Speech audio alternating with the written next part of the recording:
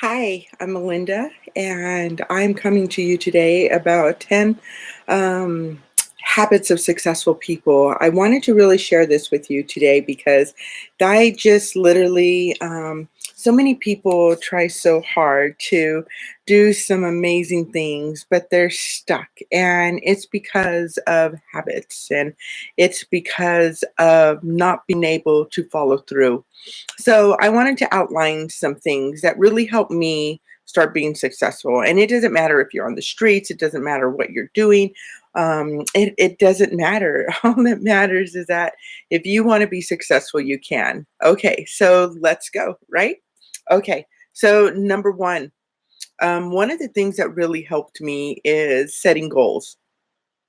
you know so let me explain a little bit about that. Okay, so if we're going to set goals, we're not going to set, okay, like I'm going to climb Mount Everest and you're severely overweight and don't eat right and you don't get enough sleep and your metabolism's all messed up. Okay, so what I would do is, if you want to climb Mount Everest one of these days, I would make mini goals. So I would make mini goals toward um, getting up at a certain time every day and going for a walk. I would work on eliminating sugars and wheats. I would work on eliminating carbs, so that you can build and or eat carbs during the day and right at dinner only have salad with your protein, right? So that your food can digest through the night. And so it's not really um, eliminating things. It's more of having just a different perception about things, right? So you're going to climb Mount Everest because you're going to get healthy and fit and able to endure what you're going to have to go through on Mount Everest, right? So we get small goals to get to the top, right? Um, the other thing that really helps with these goals also, that's important. Sorry, my puppies are all out there playing. Something that's really important is understanding what your why is. If your why is I want to get to the top so I can be on top and look like I'm powerful and look like I got everything together, but you don't have your core intact, right? When I say core, I mean your soul, your mind, your body, your soul, the condition of your soul. If you just want to be on top of the world so that you can have your ego running riot, that's not a good why. And the universe isn't going to give you that, nor is God. Or the great creator of all things. He's not going to sit there and say, okay, I'm going to give you the top of the world just because you're who you are, right? As a matter of fact, none of us are anything special. It's because we have been blessed. When we come into understanding that we are blessed and are called to do, and we find out what our purpose is, then we understand that we're part of a body that everybody has to play their purpose in things, right? So let me be really clear about that. If you're an egomaniac, this may not work for you. You may have to let go your ego, understand that you have a gift to share with the world, and it's not what you think, right? So it's better than what you think. So that's where the ego really screws you up. And so, my why, let me take this off. It's a little warm. My why is pretty incredible. Just to share a little bit with you all, I ended up um, I came through a really horrible childhood. I know that's hard to believe, right? Um, but I had a horrible childhood, was sold into slavery, sex slavery, and, ended up getting extracted from that whole situation. Thank God for that. But it was hell, living hell. I was awarded the state at 13 years old, where I had to, learn how to work for myself, become independent. I was emancipated. I was the youngest person in the state. Plus, I was dealing with the fact that, due to the lifestyle and everything, I was in the environment I was, pregnant with twins, and I mean, just all this weird stuff, right? And it's horrific stuff, especially back then in the early 90s and stuff, in 89 and 90. It was like kind of unheard of that kids would that age would be going through anything, but I was there, and that was me. And but something inside of me kept driving me, and I later found out it was due to the fact that I had always wanted to make sure that no one else went through what I went through, right? I'm not big enough to save the world. That's God's job. But I literally knew that if I could just get away and heal, feel, and deal, that I have the opportunity to help other people. Deep down inside, I knew my calling, right? Um, so I became a chef, and I did everything I needed to become a chef. And I wanted to be the greatest, so I always started learning, and I got the opportunity to work in a five-star restaurant in Santa Fe, New Mexico, and under a great chef, Mark Miller. And that was really amazing. And sorry about that. And I literally, the gift in that was, you know, I set out to, I could have had there's a million restaurants in Santa Fe. So if anybody's been to Santa Fe, New Mexico, it's the city of the arts, right? Every artist is there, whether you're a chef, whether you're an artist, sculptor, some of the world's greatest artists are there in Santa Fe, New Mexico. But I was really gifted with that. And I stayed there no matter how hard it was. So this is why important it was your why, because there were days I just wanted to die, and I tried killing myself and it didn't work. And I mean, just all this crazy stuff because I didn't understand that I was in the process of it, but I was in so much suffering and so much pain that I was learning how to take accountability. And because of my youth and the suffering of what I'd been through, it was very painful for me. So my why really carried me through, and it changed. It stayed the same, but it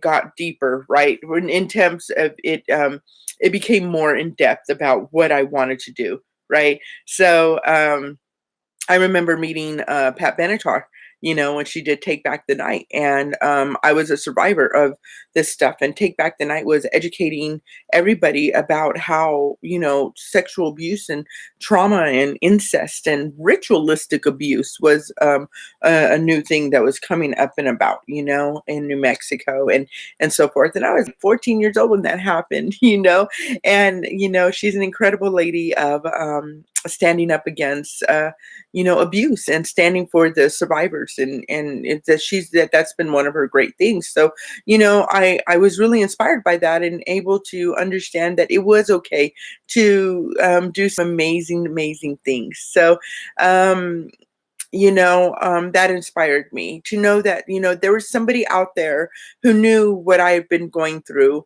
and I could connect with, and that I wasn't alone, even though the authorities knew, even though the head of DAs knew, even though the feds knew, even though I had authorities that I was working on deprogramming with.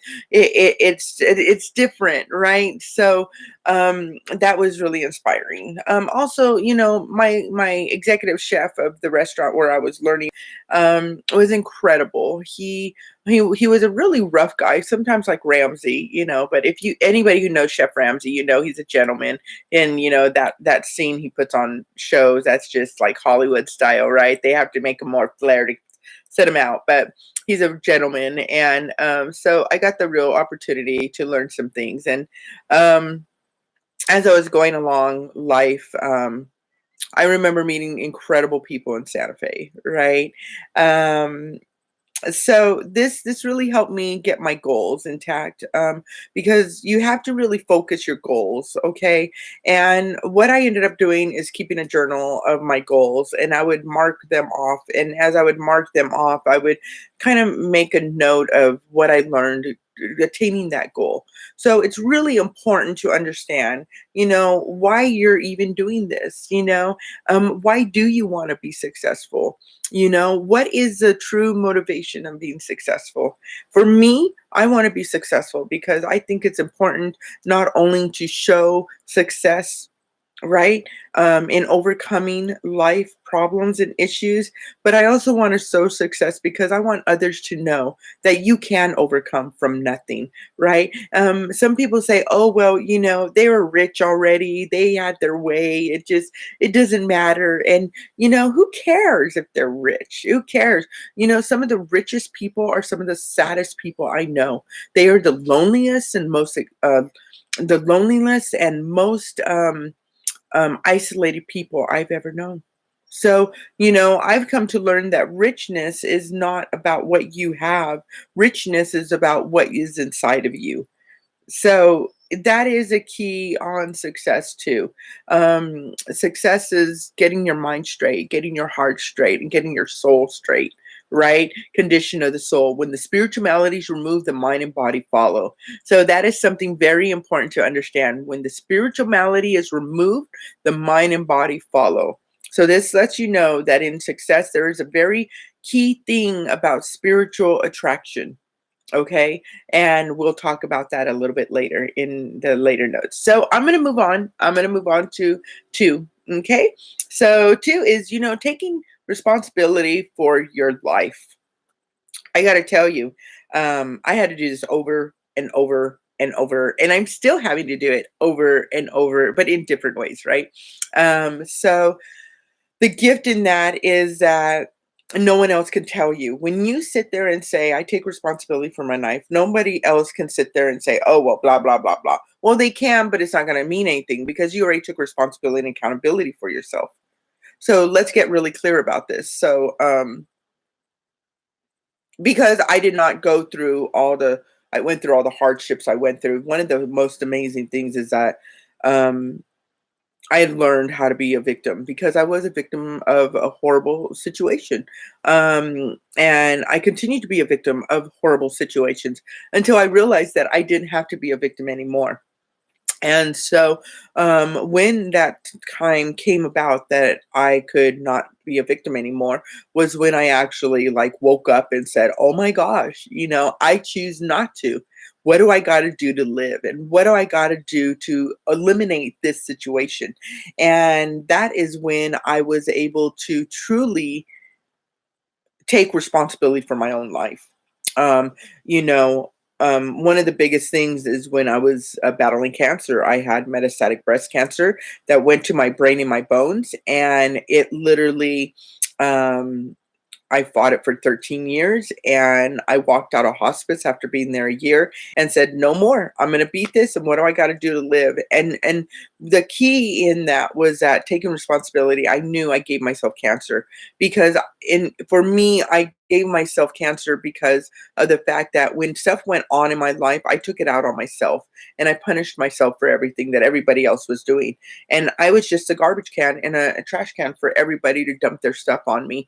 And so one of the things I realized is that when I was going through the processes of cancer and I would meditate and ask the cancer why it was in my body, the cancer would tell me, I am so and so. It would identify itself for what it was in my body for. So I ended up actually telling it, well, thank you for the lesson, but you can go back to where you came from. Right. And I no longer need you. And it had to come out of my body and it had to relieve my system.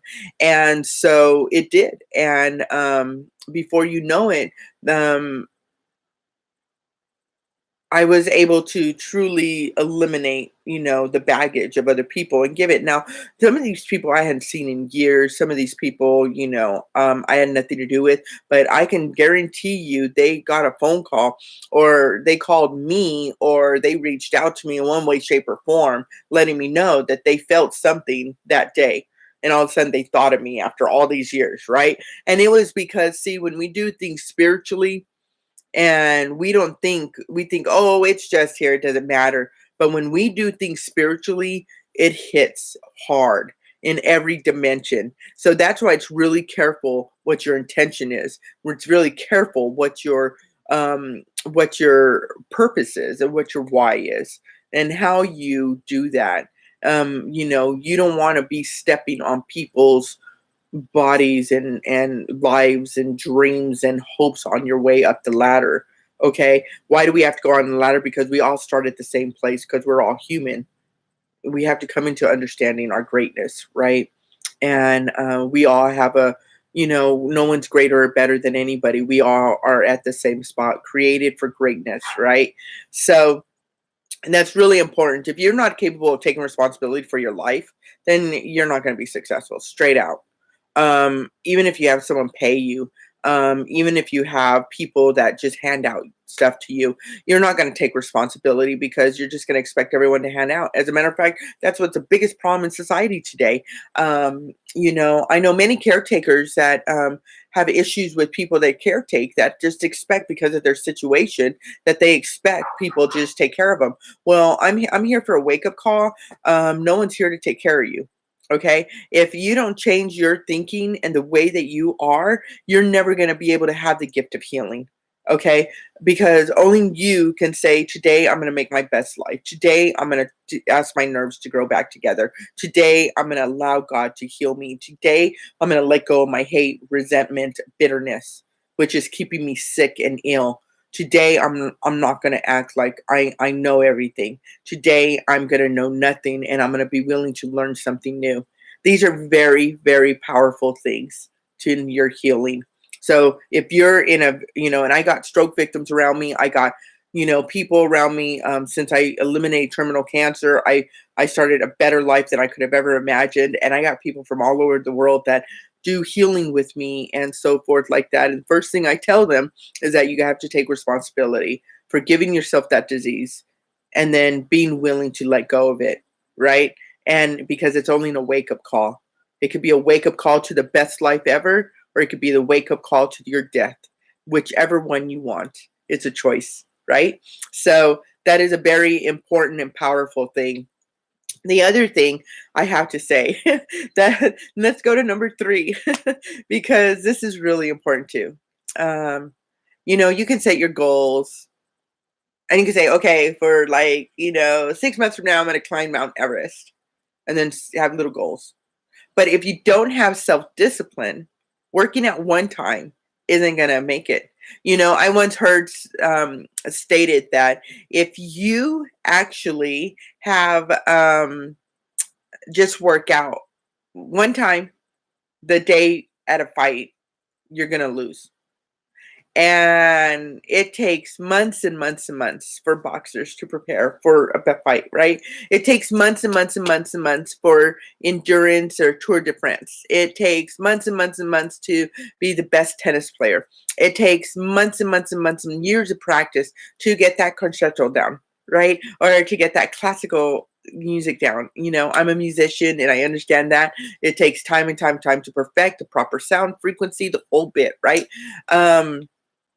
It In writing and everything, it's not practice makes perfect. It's all that I'm willing to grow, that I'm willing to deepen, that I'm willing to say, you know what, this can get better. Okay. And then once it's done, oh, that's exactly perfect, then I let go and I let it be. And but if I didn't have self-discipline, I would never be where I'm at today.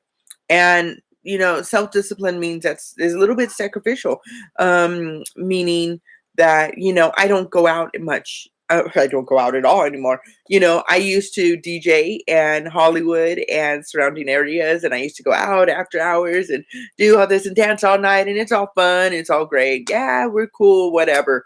But you know what? Nothing was happening in my life, and my life was empty, and my life was centered around having fun versus say, you know, um, conditioning my life to something great. And so I had to go through that, and it was really hard, and I felt lonely and isolated. But then I realized, like, wait a minute, they're going to still be dancing years down the road, but I'm going to have my life together, and I'm going to have a home, and I'm not going to, because many times in after hours, after a while, people get stuck on drugs, and before you know it, they're going from one house to the other after hours, because you can do in Hollywood, you can do after hours forever. It's still going, and it's been going on forever underground, right?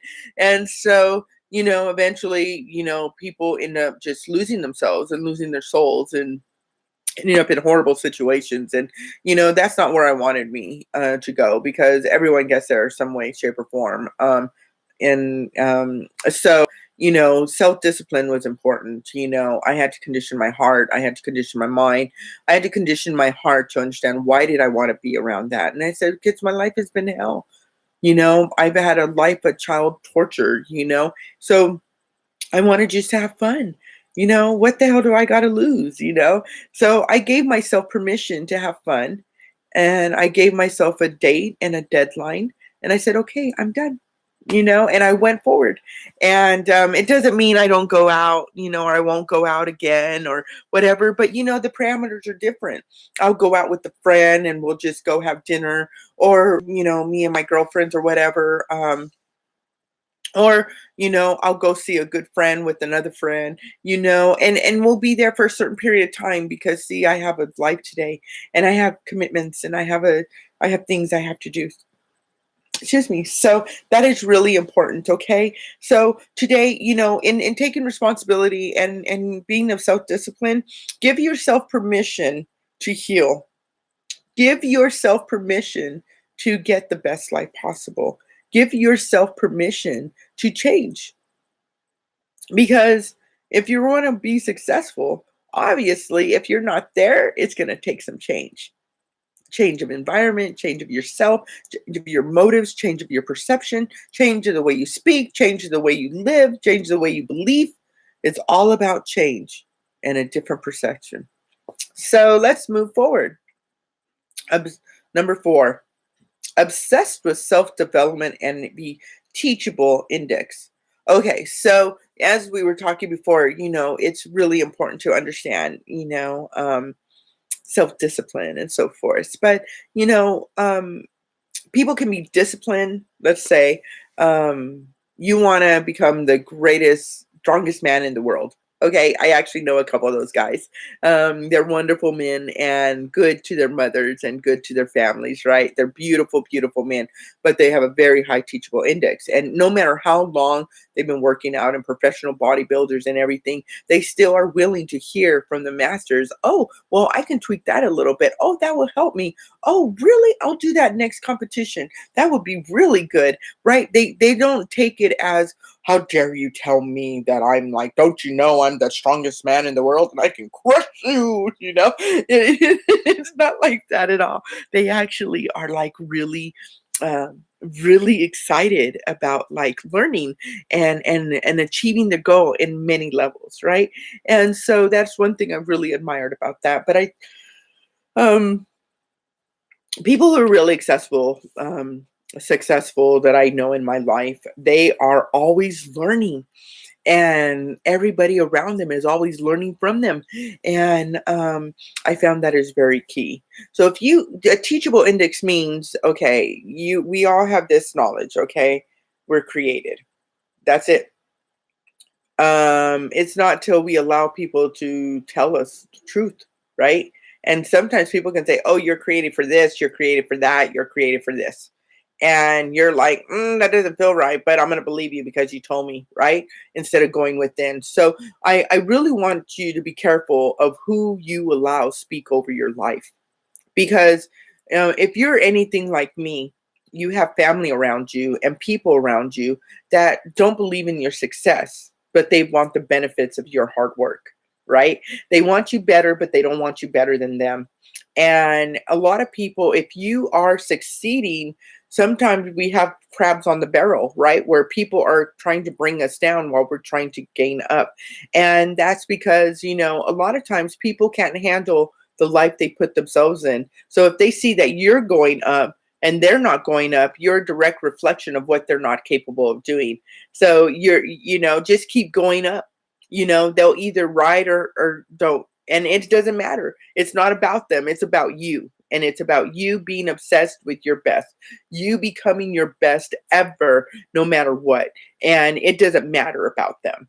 When it comes down to it, when you're taking responsibility for your life and you're disciplining yourself and you're taking action in your life, you're not sitting there, oh, well, I wonder what they say. And if you are worried about what people say, then you're not going to ever get successful, because you can never please everybody. Never. You can walk in a room and try to please everybody in that room. It's not going to work because nobody else is going to be happy with you until you're happy with yourself.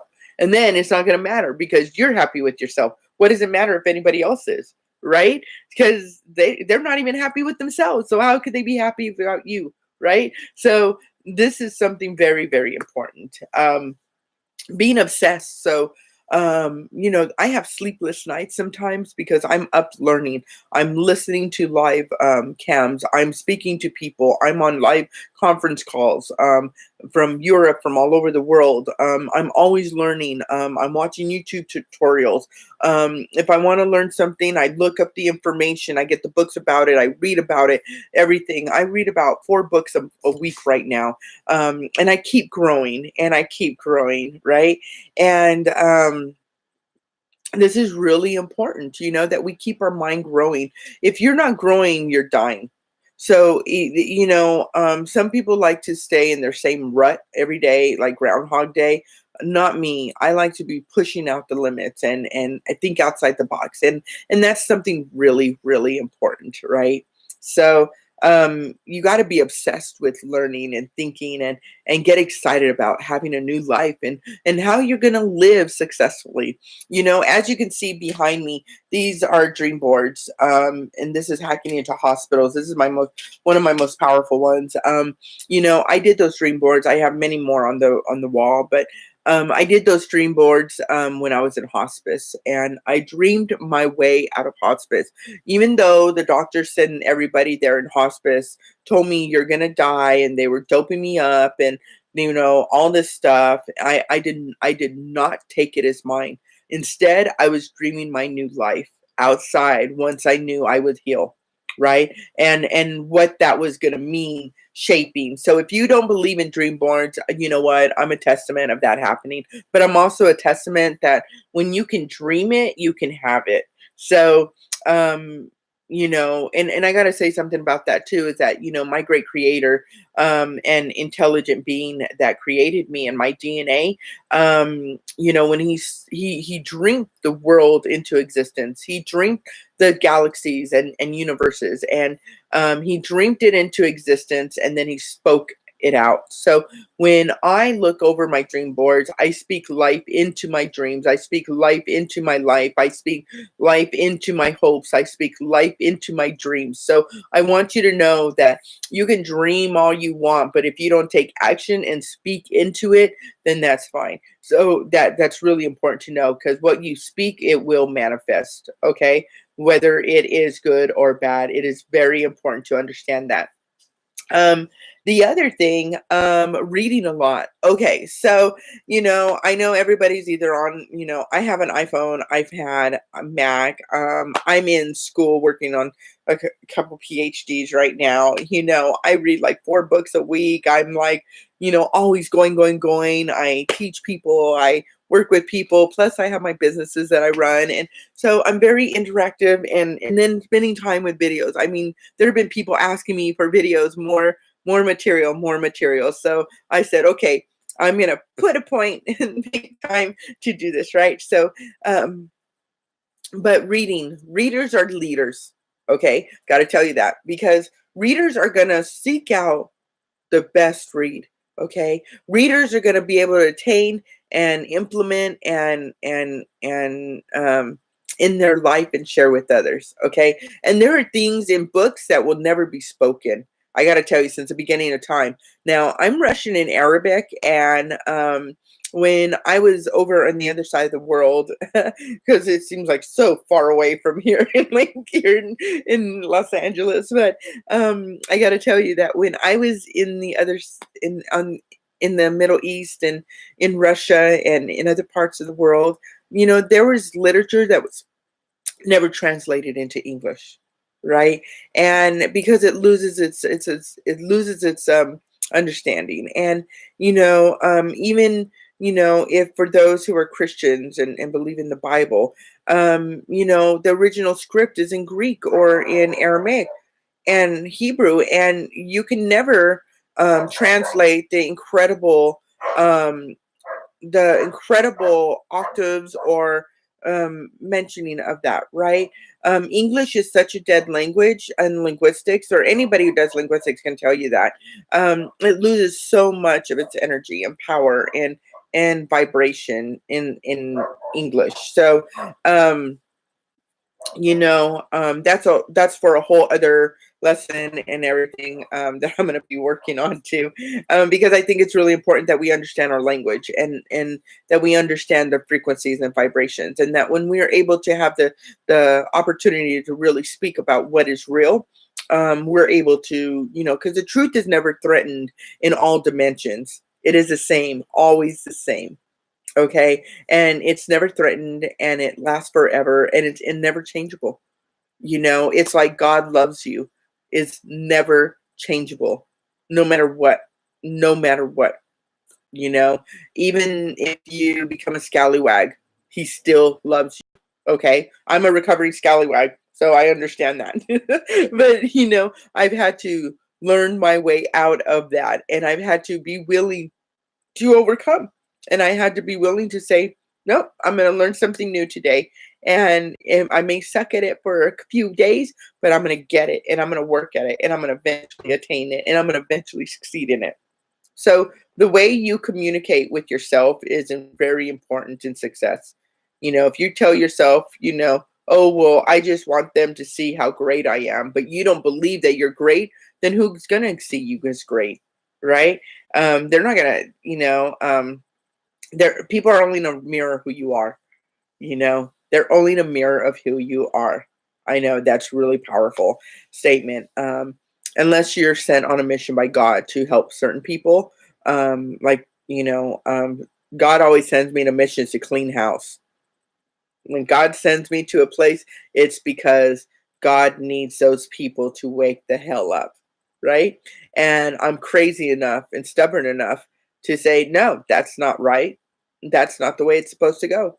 So, nope, this is what God wants for you, because God already told me. So, and that's not out of arrogance or anything. That's through proper meditation and prayer, and, also being around the right type of people that I get fed and work, and my school and so forth like that. So it's not like I just walk into a place and say, okay, God told me to do this about you, even though I'm a bit of a prophet, and been anointed and ordained. I don't use that out of context, and I'm still developing that because, you know, um, it's not about my ego, and you can't change people, but there is a way to be a catalyst. And when you've given people all the opportunities to grow and change and open up their eyes about things, and they still choose to be closed, then they obviously don't want it. So, there are people, that want to heal, feel, and deal, and then there are people that just don't care. They're dead, and dead fish go with the flow. So if you're not dead, remember, you're alive, and don't go with the flow. We are the trendsetters. We are the ones who wake up every day. So thank God you're not a dead fish, right? So I know that's really crazy. Something else that's reading a lot. So I spend a lot of time alone because I read a lot, because I have to sit in stillness and I have to retain you know, um, and sometimes even if I'm on a train or driving, um, excuse me, um, even if I'm on the train, or I'm on driving around in the car, or whatever I'm doing, or let's say I'm on a trip with some people, a group of people, and they're sitting there talking about whatever, and I have a good book, or audio book. I will literally just go to my, not to isolate or whatever, but you know what? I've learned to use my time wisely, and feed my spirit and feed my heart and feed my mind. So I have always a plethora of books I could choose from in my iTunes, or podcast, or whatever, and they're always uplifting and self, or understanding, or history based or whatever. And when I speak about history, I mean ancient history and so forth like that, because the new history that's fabricated, it's not. Anybody who takes their GED knows that history in America is not real. and and and, um and especially if you come from another world, America seems to have won all the wars, but that's not true. Anyway, that's a whole other video. So but so if you're worried about being, I'm not lonely anymore. I remember times I was really lonely, and that's, one of the other reasons why I was out partying a lot and doing my thing, when I was younger, because I was really lonely and I would thought everything was outside of me that I had to attain it for inside of me, right? But then after beating cancer and I found out I was my best friend, I wasn't afraid to be alone anymore. I found out that I was the best friend to myself ever, and that it was great. I look forward to reading a new book, and I read it within a day. It doesn't matter how thick it is. It's like I just get excited and I get on it, and you know. So it's really good, and I learned so much, and I feel so amazing. So happy to be alone. This world says that if you're alone, it's a bad word. It's worse than you know, the the F word, but it's really not. Let's be frank. It reading a good book has really saved my life because it has taught me things in different perspectives. It has kept me safe. It has saved money. It has saved resources. And the worst that's happened is that maybe I made a sandwich while I was eating, or I got really hungry for an avocado while I was eating, because it's really important to understand these things. So, I want to encourage you, if you're not reading and someone's like, oh, I hate reading, right? Well, you know what? I got the opportunity to learn how I learn. Okay. Coming from what I came through, I never went to school. Okay. I was being trained and taught to do other things, right, by my family, and going to school was not one of them. so, so I had to learn that. So when I was 13 and took my GED, I had to really understand. And they said I was disabled, right? Everybody said, "Oh, you're a disability. You're this. You're learning disability. Blah blah blah." But I ran into somebody who was a little bit more educated than that. That's what I get for drinking coffee, right? It gives me tired. So it's, yeah, two cups of coffee a day, and that's it. And then I started getting tired after that. Um, but the reality is, like, they did some tests on me and found out that I was a photogenic learner. And so I got to develop the way that I learned, and that I had a photogenic memory, which was amazing, right? And it made sense to me. And it's like, because still to today, like, I can tell you what my mom was wearing the day I was born. I could tell you what color the walls were and the people that were around. And and I'm going to be 44 tomorrow, and I can still tell you all that, right? Like if it was yesterday, and I could even tell you the smell of the perfume. That's how powerful my memory and my learning is. Okay, so once I understood that, then I could tweak it a little, right? So I learned what it would to be a photogenic learner and understand what that is, and I took the time to heal and understand that I'm not disabled. That in this society today, if you are doing something out of the norm, they call you disabled because they want everybody to go in sync with each other. And even in schools now, they give everybody A's. It's to get by and graduate them, whether they've actually learned and comprehended the material or not. So, it's just important to be good slaves versus they actually become something great. So, I really want to encourage you guys, if you are in a situation where you're wanting to learn but feeling overwhelmed, I hate tests, but I have to take a lot of them. So I drink ginger water. I get ginger root, boil it with some lemon, put some honey in it, and cinnamon, and I drink it. And it's amazing. It gives you energy, keeps your brain going, it boosts your immune system. It's this incredible amount of health benefits, but it keeps you alive and alert, because some people are like, oh, I start reading, then they get tired. And yes, that does happen because you're using your brain. And if you don't have brain food, it's going to get you tired. So um, that's really cool. So the other thing I got to do is let's go to number 6, time management. Yeah. So time management is very, very wow. Yeah, and I was just looking at my clock like, whoa, how long have I been on here? So time management, I gotta say, is very important. So, you know, I get up at 3 o'clock in the morning. By 4 o'clock, I've done meditation or workout. By five, I'm out of the gym or done with meditation, and I start doing my day. And I gotta have me time, and I gotta have start my day off meeting God every day, and then I gotta be able to start my day. So, more coffee.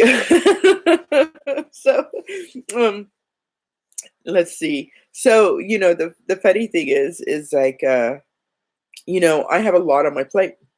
So how do I do everything on my plate? I don't get rid of it because everything is very valid on my plate, right? So I take time. And so I schedule out my days. So here, I'll show you. For example, I have my calendar, right? So I have a calendar, and as you can see, I have days filled. Um, and I write into it, and I make sure, that every day that I check it, and I make sure that I have my time management down. And so every night before I go to bed, I actually write in it what I got to do the next day. And I make sure before I go to bed that I'm so sorry. Wow. Every day before I go to bed, that I prepare for the day forward. Because what happens is if you don't do that, I end up wasting more time during the next day doing things to get everything squared away. And it's a real bummer. So I really want to encourage people to do that. You know, if some people are like, oh, I just go to work, I come home, we eat, go to bed, get up, go to work, go home. I said, if you're in that rabbit chase of Groundhog Day, um, work it out a notch. Get your life exciting. Do something. Add something better. Add a new nutrition. Add a salad. Add a date time with your wife or husband. Add a walk. Get a puppy. You know, Puppies always help. Puppies rule. I have a puppy right now. He is 7 months old. His name is Samson. He's a beautiful little pit. And he's a white pit with little brown specks. He's just adorable. He's a really rare form of a pit. And he was given to me on Hanukkah as a gift this last Hanukkah in December.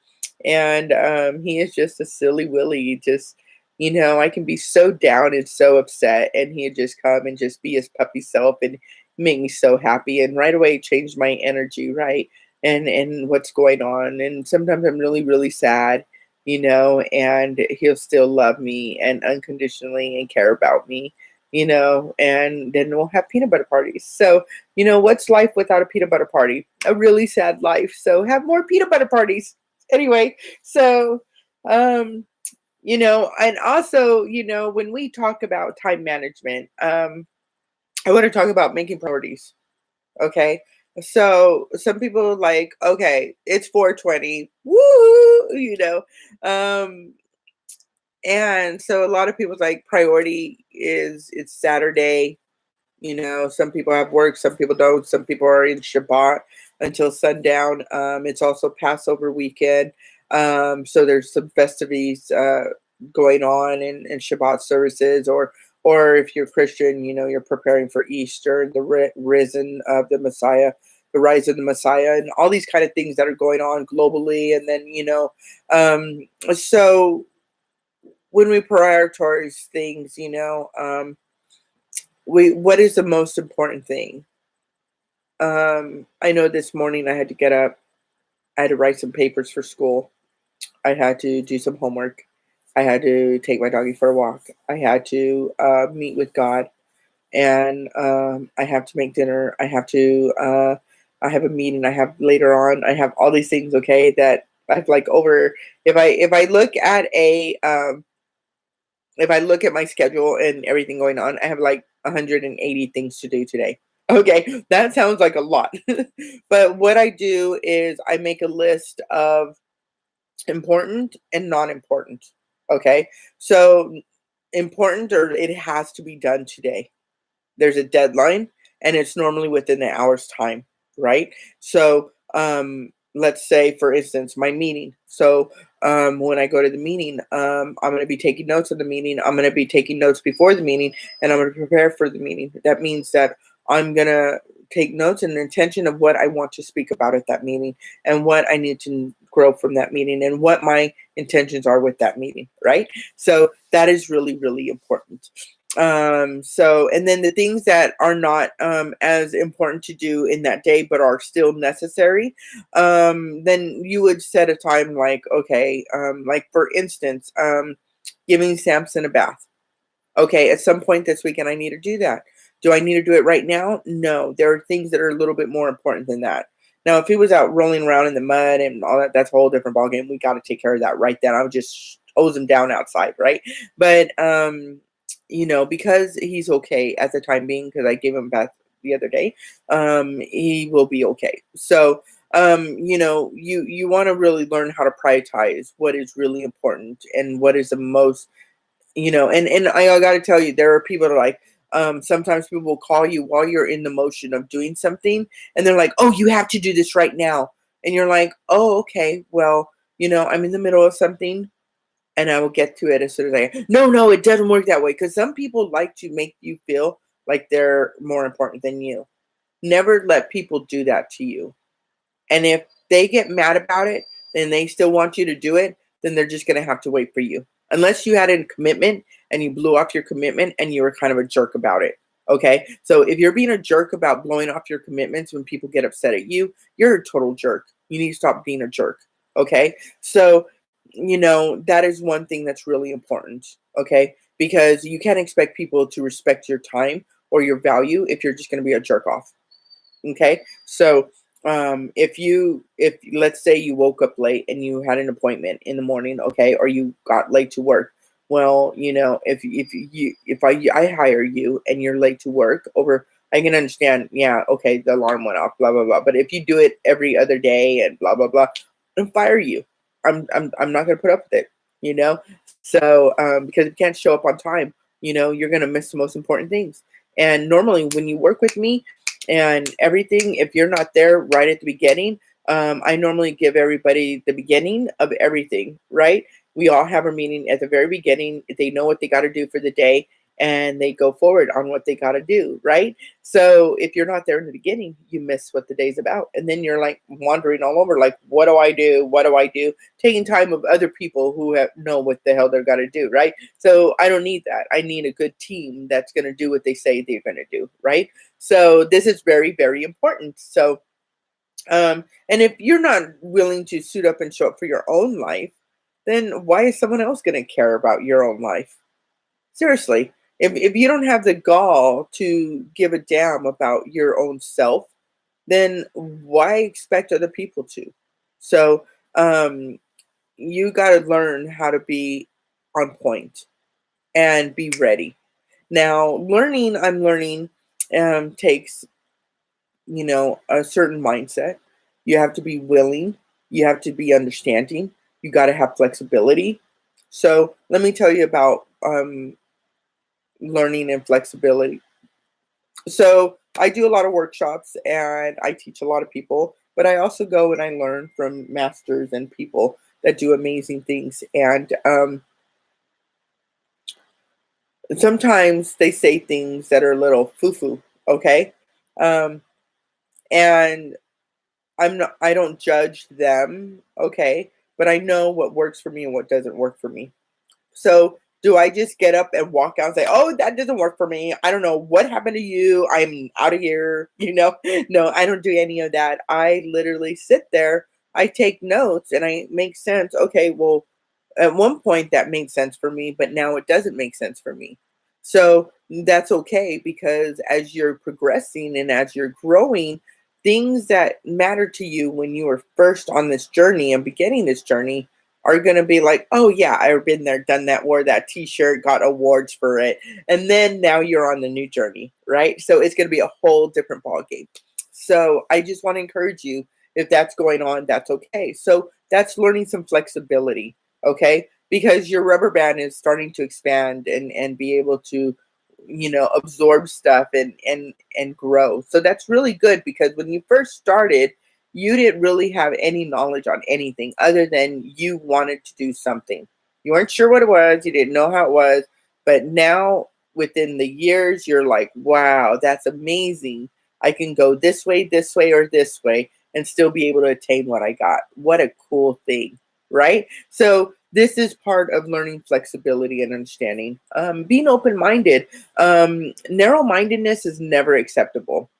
Never acceptable. You tend to see this a lot with pseudo-Christian cults or whatever. They're like, you got to do it this way, and if there's the only way, and if you don't do it this way, you're never gonna have life, and I'm like, no, I don't think so.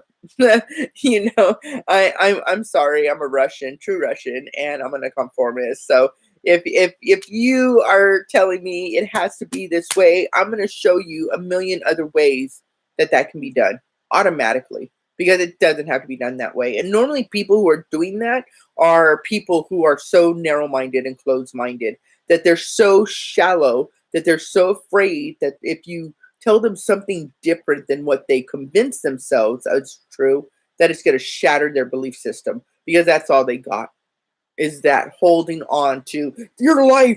You have to, So if your life, let it go. See, even the face changes. Let it go. You don't have to.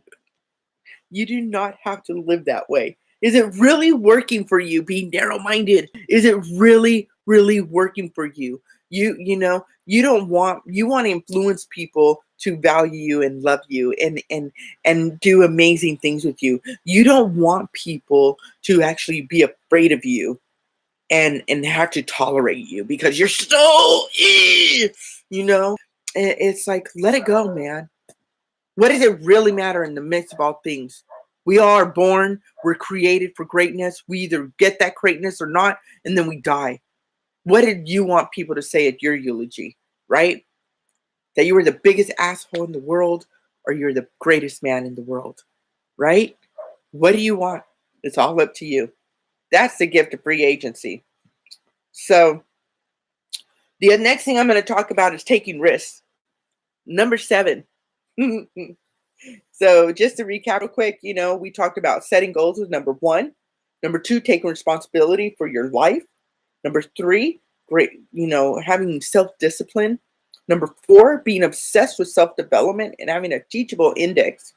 5, reading a lot and being happy to be alone and reading, right? And have a quiet read, and stillness. Time management is number 6. And number 7, taking risks. So this is a big problem for a lot of people. A lot of people dream. They're like, yeah, I want to do that. That'll be great, blah, blah, blah. And they never move. Months later, you're like, so how are you?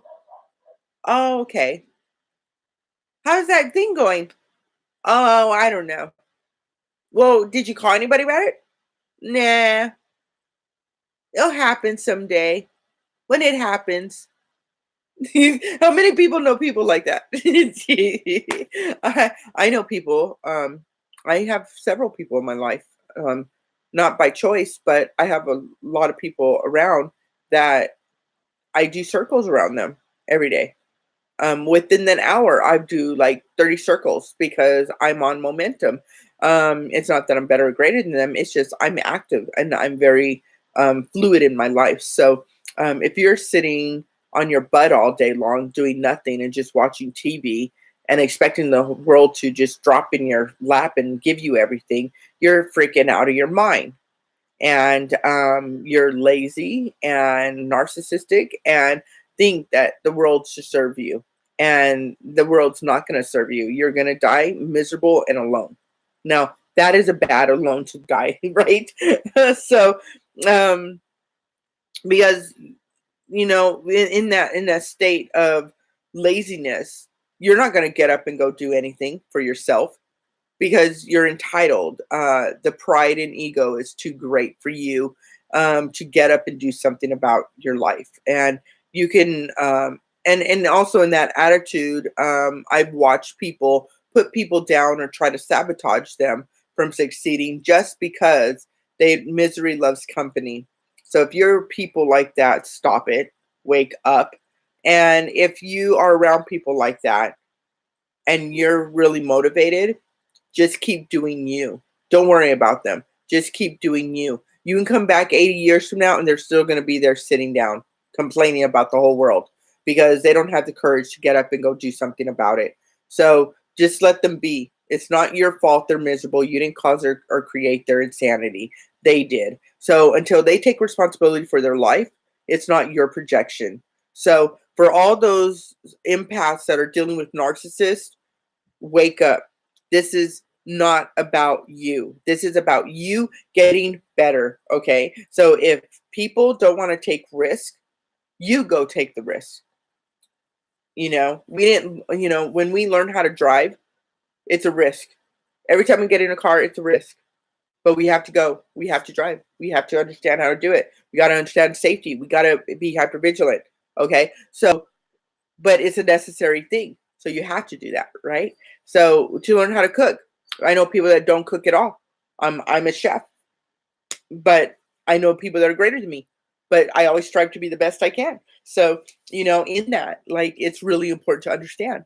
Like, I'm not just a chef. I've actually earned that. Okay, I had my days and my work, and I've been in the industry since '89. So I've learned some things along those years. Okay, so does that make me better or greater than no one? Absolutely not. But it does set me apart for a specialty, right? So, but I had to work hard for that, and I had to be willing to do it. Even if I failed, I didn't care about how afraid I was of failing. I was going to do it anyway because it's my dream. To feed the masses and to eliminate hunger. And how do you do that without getting off your butt? Just to be frank, got to get off your booty and do something. The biggest thing in America right now is laziness. People are lazy, they're overweight, they sit and watch TV all day long, and they do nothing with themselves. And they're in front of the computer all day long, and they do nothing for themselves. So if they do nothing for themselves, then what is actually being accomplished? This is, I was speaking with someone last night at Shabbat services, and we were talking about the fact that,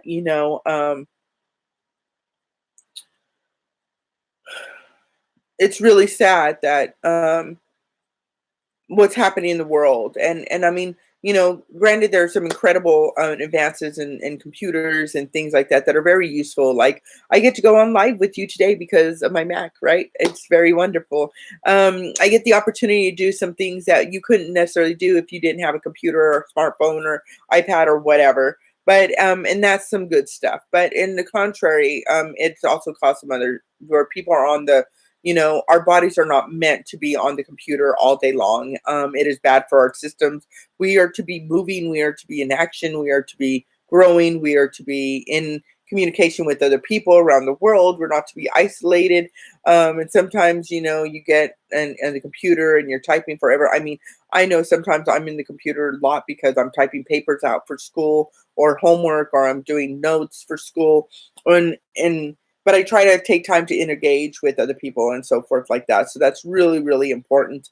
But it's really important to take risks, though, right? So we in America, we got to wake up and we got to understand that the problem with obesity, malnutrition, and dehydration are the number one keys for overweight and hypertension, diabetes, cancers, these kind of things. We got to change a lot, So I like to limit my time on the computer on the day, but I take risks. Sometimes a friend will call me and say, "Hey, we would like you to speak on this show. Would you mind coming on this show?" And I would actually gauge that. Is that really worth my time or is that not? So I would sit in stillness and I would do a pros and cons list and I would gauge what's going on inside. And sometimes my con list is being a con, basically. But sometimes it's conning me out of an opportunity. So I have to really watch that sometimes. So when I'm doing pros and cons, my cons sometimes are about my fears that have not been revealed. So, and I'm just projecting into it. So when that starts happening and I can pick up on that, what I like to do is like to say, I'm going to do it anyway. I'm scared and I'm nervous about it. That means it needs to be done, right? Because I've learned how to do contrary action. When I feel like running, I need to go into. When I feel like giving up, I need to push in more. When I feel like I'm not worthy, I'm going to make sure I know how grateful I am. These kind of things, I've learned contrary action in this action. So take risks and don't be afraid. What do you got to lose? What do you got to lose? I mean, seriously, if you give it all and it still doesn't work out, just keep giving it your all. It's eventually going to have breakthrough. Thomas Edison figured out the light bulb 999 times. He finally got it. Okay. So if your why is strong enough, you aren't going to give up. I'm sorry. My why, no matter what goes on in my life, I wake up and I'm ready to do my why, no matter what. I have to wake up doing my why. I cannot finish until I do. I breathe, eat my why. I cannot do anything in my life without understanding my why and where it's taking me and where it's going. So I'm really excited about that. Number 8, keep going when you suffer and never get quit, you know. Um, Sometimes, like, let's say, for instance, I opened my foundation in 2010. It is an LLC. It's not a 503, 501c. And I did open it, and we did a lot of great work and so forth like that. And then I ended up in hospice, and I got back on back taxes and stuff like that. So I had to pay taxes and do all this stuff to clear it up and everything. Well, that kind of set me back a couple years when I beat cancer finally in 2015, because I had to go back and recollect and everything and get paperwork, and it was just this big ordeal. For anybody who knows, it's just a big ordeal with the IRS. The IRS is a piece of work. So, dealing with that whole thing and stuff, it was a setback. So it kind of put me out of work. Sorry. It put me out of work and made sure that I was and it really was bad because I really needed to work, but you can't work under those conditions if you're going to be honest and have some integrity, right? So you have to do what it takes to, and not beat yourself up over it. Life happens and things happen, but it's how you get back up that matters. Okay, so keep going no matter what, and setbacks. And I've seen people that had this incredible business, and then they're diagnosed with cancer and they don't give up, and their business goes into billions of dollars in earnings, and because they didn't give up and they beat the cancer. And then I've seen other people do incredible businesses, and then they get bad news, and then it destroys them in their business, and before you know it, they're dead, right? So don't give up no matter what, because you know what? It's not about what you got, it's about your endurance and willing to finish. Okay. um find out a way to win.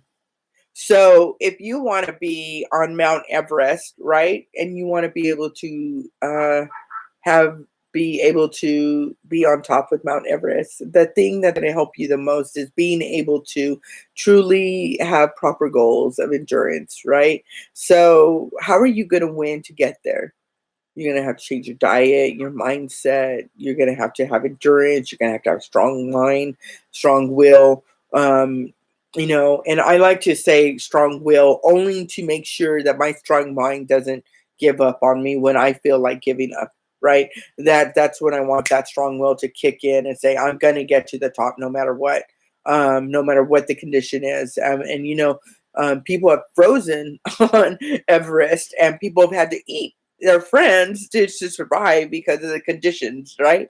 And so we've all heard these stories, and it's just, what are you going to do to survive? Not telling you go out and eat your friends. Don't be eating your friends. We don't support cannibalism, but we do go out to find a way to win. And if you're not winning, then what is the reason for you to live, right? If you're not winning, what is the reason for you to even be successful? because being successful means that I've won in my life, in my mastery of life and things. So, being a winner means that I get to win, right? So give yourself the permission to be willing to win, and grow and heal. Um, and then number 10 is really important. In becoming successful in your business or whatever it is that you're doing, that you're working hard to become. And, when I started working on public speaking and I started working on these things, I was really shy to get on camera. I was really shy to do all these. And it's really crazy because I've been a model most of my life and in the limelight most of my life. So it's like, oh my gosh, now I'm really afraid of the camera. Well, it was different now because now I'm being raw, vulnerable, and before I could just put a face on and didn't have to worry about it, right? But now all those masks are gone. What's still there, and it's me, right? And that's all that's there. So you're gonna get what you're gonna get with me, and it's me, right? So to do what people love. You know, I realized after watching and educating myself and spending time, I found out people really want valuable, good things that they can share, but that they can implement incredibly and have incredible results. So this is what I've been working on, for such a long time and finally mastered it to be able to have people have incredible diets. Well, I don't even like that word diet. Diet is so, I don't like that word, but to have proper nutrition, that's living nutrition, to be able to have energy and life to the cells, and so that you have energy that endures through the day and you can tackle your things. And also, I add in some frequency work, theta waves, I add in some meditations, I add in some lessons, challenges, things like that, because sometimes people don't grow if they don't have challenges. So, if you do a program with me, and everything, it does do all that. So, we go through these challenges, like for instance, my detox, for my program, my detox is very, amazing, because we detox the mind, body, and soul, okay, all together. And and we're detoxing the soul and the mind. We're eliminating memories, we're eliminating toxic things that are poisoning you in subconscious and conscious levels, right? So because you can't really build and grow unless you detox the trash first, because all you're doing is actually regurgitating the toxicity and giving it to yourself in different levels and different ways. So this is really important to understand. So I really found out that people, across the board, no matter where I went or what I did, people of all nations and all really, really are carrying so much. So I found out that people really love a way to implement getting rid of that junk and being able to implement new things and implement new diets, new nutrition, new life, new everything, so that they can overcome, right, in that. So find whatever you're doing, find what people really want, listen to what they say and how they say it. It's not a criticism, it is actually being wise and having a teachable index. And if you can find out, why I've been successful is because I've actually listened to people and found out what people want, and it always gave me a niche, and that I always had value. And it didn't matter how many life coaches were around, didn't matter what was around.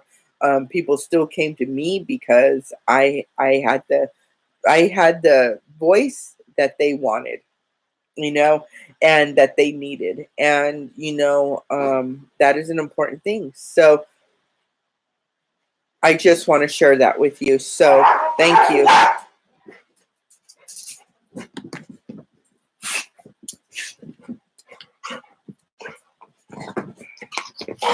Stop! God damn it! Shit, man! Ah, no, it's my school. My school's more important than bullshit.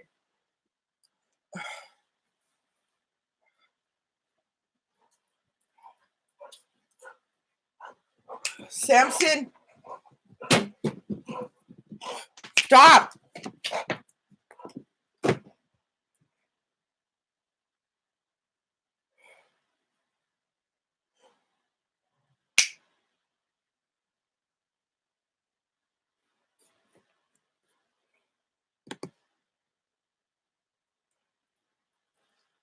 Okay, sorry about that. It was really interrupted. So, um, hopefully my puppy will stay calm. Um, so, back to what we were doing. So, it's really important to understand what is what is real and what isn't, and to do what you know. Now, I got to tell you, if you're around a bunch of people that don't hear your voice and don't hear what your gift is, then you need to find people who want what you got. Okay, because if you're around people who don't value your purpose and who don't value what you have going for you, then there's nothing there. There's nothing there at all. So I think it's really important to understand this, because there are a lot of people that don't value your purpose in this world because they can't value themselves. Nothing matters to them in their world but what they can get or how they're going to get it. So I really want to I really want to challenge you with that. So let's see.